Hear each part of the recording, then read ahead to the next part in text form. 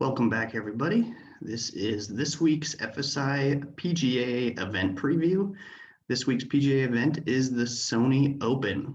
We're recording here on Sunday evening, watching the finish up of Tournament of Champions right now. Joaquin Niemann has a two-stroke lead. We will see how that ends up, but let's go ahead and jump into next week and take a look at the course and the event and kind of what we'll be targeting as the week begins. So right off the bat here, this is the Sony Open, Waialae Country Club in Honolulu, Hawaii. The course is about 7,000 yards.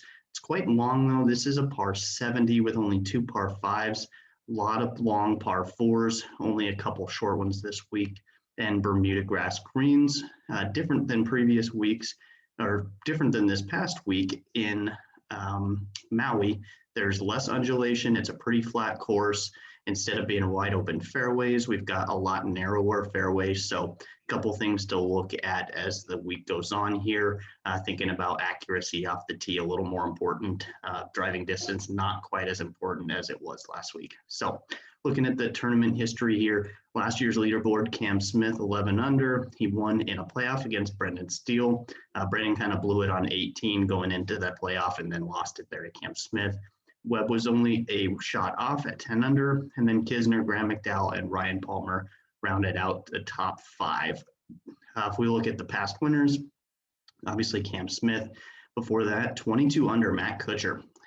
Pat Kazire, 27 under for Justin Thomas in 17, and Fabian Gomez in 2016. Obviously, last year we had a couple days where it was super windy. That led to the scores being much lower, or much higher scores. Fantasy points were much lower.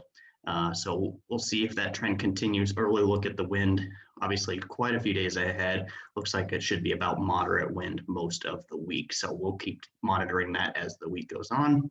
But let's jump into the stats we're going to be looking at this week. As I said, the fairways are much more open, so we're just going to put more attention on approach shots. Ball striking still important, but off the tee, not quite as important this week. We're looking at greens in regulation as well. We want to get guys that have lots of opportunity at birdies. Putting on Bermuda grass here. So this event, more so than the average event, putting is very, very important. So we're going to include that in our models more than we usually would.